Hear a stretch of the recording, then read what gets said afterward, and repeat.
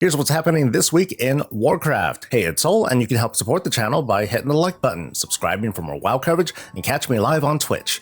This is it, gamers. In just a few days, The War Within will begin its early access launch, but before that, it's the last day of the Mists of Pandaria remix. Take your time on Monday to settle your affairs, maybe level 1 or 10 more characters, get what transmog you can, and definitely finish the big 10 achievements for unique appearances. There's no telling what a future remix will look like, or if it'll ever be as easy to collect these Mists of Pandaria items again. There's going to be one more maintenance on top of your local reset, and when realms are back up, your remix characters ought to be converted into regular characters. Now's the time to start distributing the loot from your war banks to share with your new family, and take them over to the Radiant Echoes vendor to finish kitting them up. If you're on a budget, I vote for giving them weapons first, followed by whatever gives the biggest main stat bonuses, so like armor for the chest, helmet, or leg slots. Early access begins this coming Thursday, August 22nd, worldwide, and up on screen are the launch times depending on your local area. Over here in Blizzard Land, it's 3 p.m. Pacific.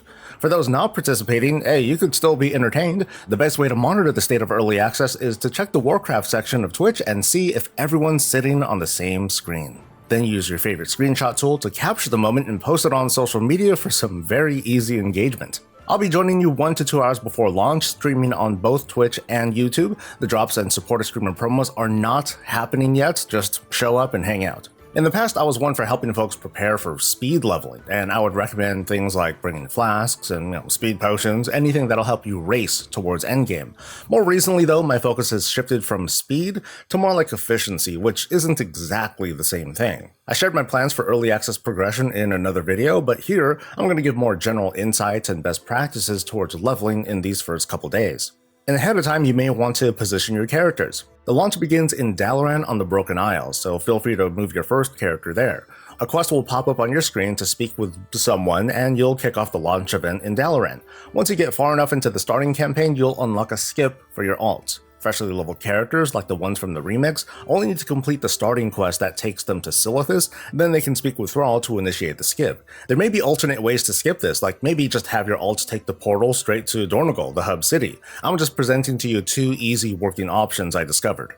There are a few hard and fast rules I have for day 1 gaming. First is to really be safe. Stay hydrated, well fed, and comfortable. Second, don't do it alone. Hang in a Discord channel with a friend or guildmates, open a fellow WoW streamer for company, that's fine too. Third is to prepare for the unexpected, like servers crashing, poor performance, or even no problems. Now, if no problems occur for you, I would say immediately purchase a lotto ticket, and if you win, I only ask for a 1% share. I'm very modest, but hey, I'm the one that steered you over. For early access progression, I suggest not worrying so much about racing towards endgame to gear up because the best you'll get for yourself is max level normal dungeon gear, and that's nice, I guess. Instead, I suggest taking the time to stage your warband for the first reset of the day the following week, which is Tuesday or Wednesday depending on your location. It might mean leveling as many alts as you can, so make sure you mind the following. Switch between characters after launch to activate rest experience.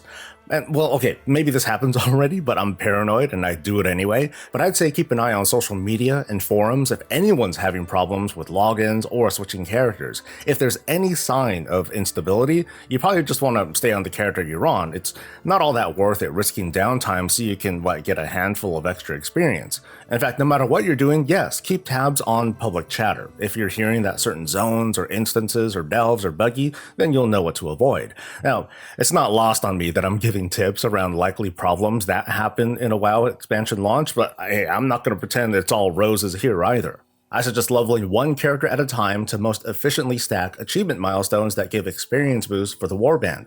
For each max level character up to 5, you get a 5% bonus, so maxes out at 25%, meaning each character after the next is going to feel a little bit faster to level. You'll also want to focus hard on that first character for the sake of unlocking adventure mode so your alts can level in the zone of their choosing, also Pathfinder for steady flight.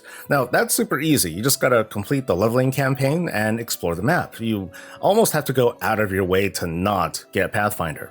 War mode is a choice to make, you know what I mean? Personally, I don't enjoy it at the start when it feels really crowded and we're going through this kind of linear questing experience. I prefer it towards the later parts of leveling when players are more split off, and I'm also really sucky on my alts that, there's no way I'm going to want it on after the first character. My rule of thumb is this: if I end up getting into a fight more than twice an hour that results in me dying, war mode just ain't worth the hassle. In most cases, the game now emphasizes your Warband accomplishments, not your individual characters.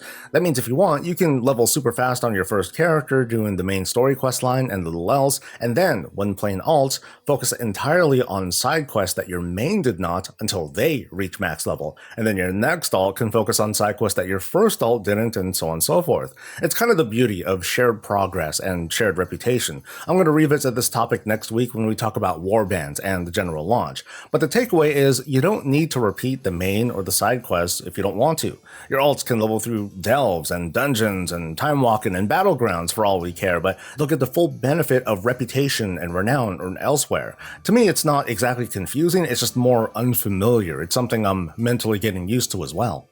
Anyway, the approach I suggest is a mix of speed and avoiding doing extra work you don't need to. You don't need to repeat quests you've already done unless you really enjoyed them, of course, or you found them fast to complete.